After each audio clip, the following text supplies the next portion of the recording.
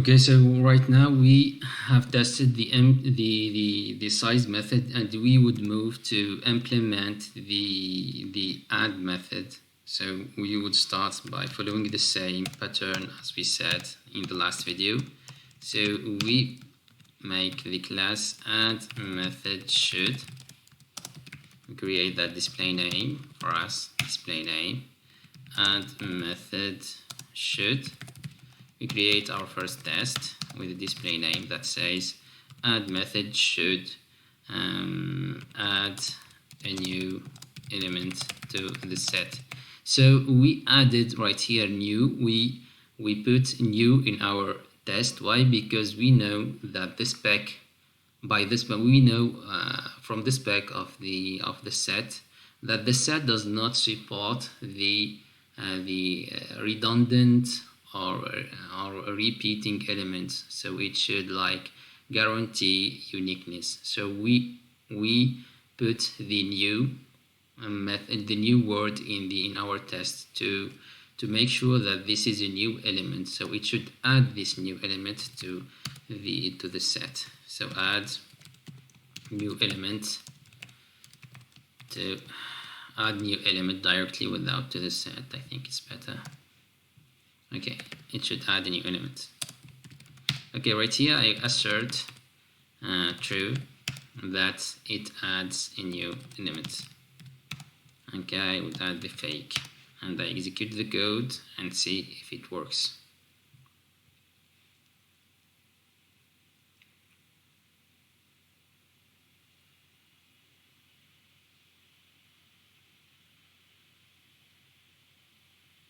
Great, it's working. So we move it to the next test and create in the next test we like our set to do not add the existing element. So we write our test as follow. So the add method should not add existing elements. Okay, so void not add existing element.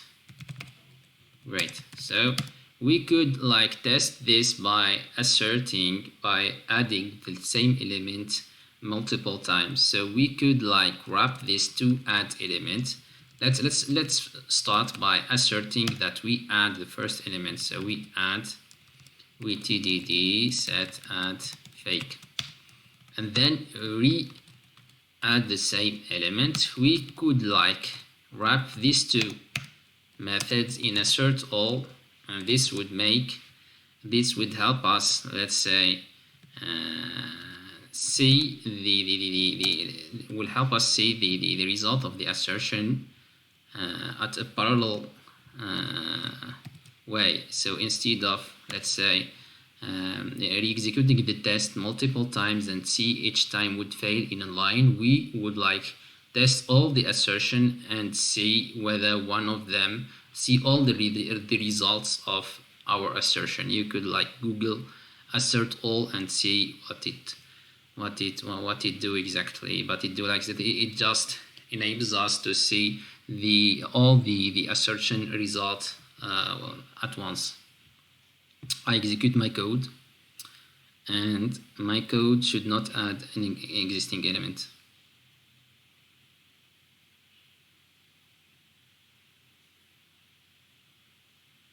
Great, so I add, it's working. So we didn't assert, we should actually assert false right here, because it should not add that existing element to the set.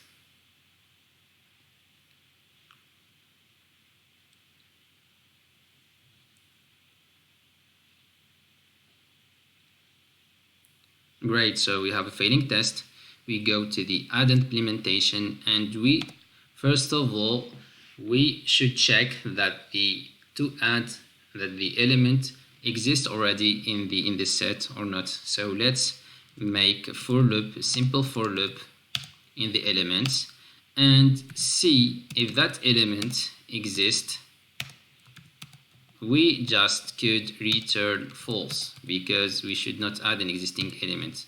right here we have, like, we could execute our code and see if it's working.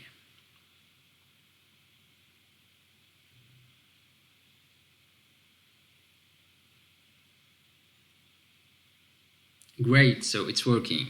Okay, so right here we've made the red, then green flag, then we should like have like make the refactor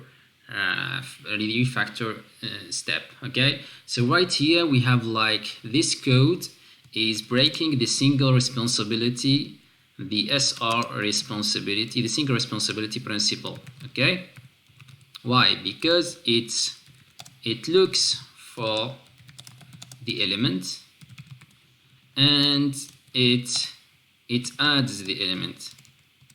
It adds the element. Okay, great. So in terms of this, in terms of SR or single responsibility, this code is breaking this single responsibility principle. So we should refactor this method and create another method that would check if if the element exists already in the set or not. And we have already this implemented by our set interface, which take the elements. So we could just replace it and return false if it exists. We just go there in contains and implement that element. We'll execute our code and see if it's working.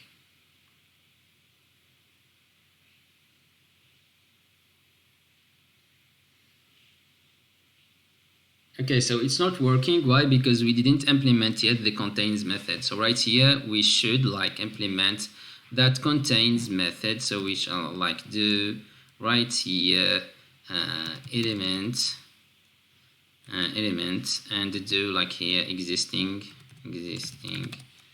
element, and if the existing element is equal to the element, we return true.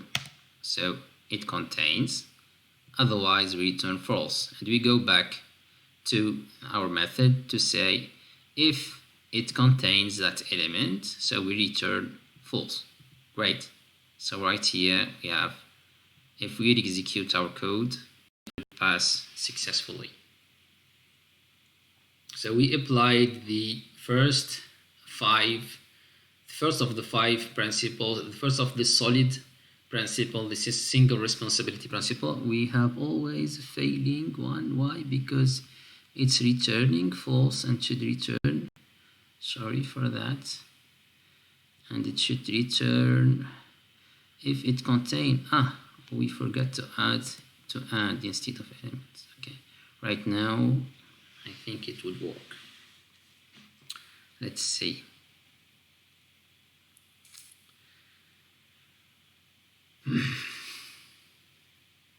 Great, so it's working, and let's re-execute all our code to be sure that we didn't break any test.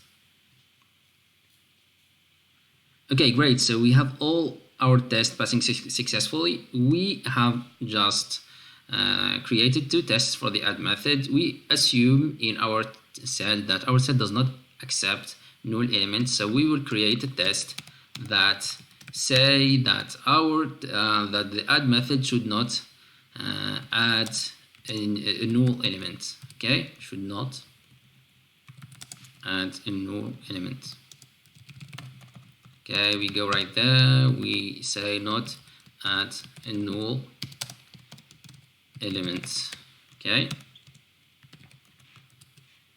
great. So we say assert throws null pointer exception class with a lambda expression that calls the TDD add with a null parameter, and we could add like a method, a message that say cannot add null elements.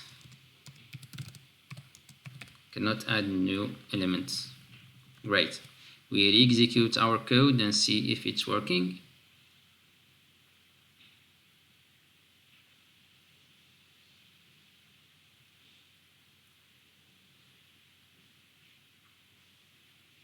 Great, we have a failing test, so we should go to the add method and re-implement it. We are following right here defensive code, so we could we are making validation before making the process. So we could use right here to validate to add the objects API, the objects Java API, to requires no null to add. Okay, and we execute our code.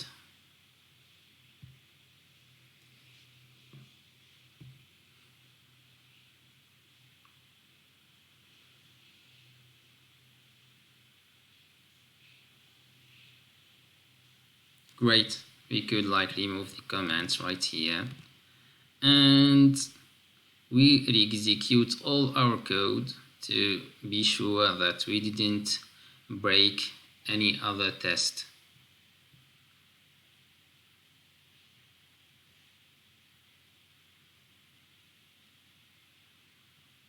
Okay, great. So we tested all what we need to test for the add method. That's all for this video.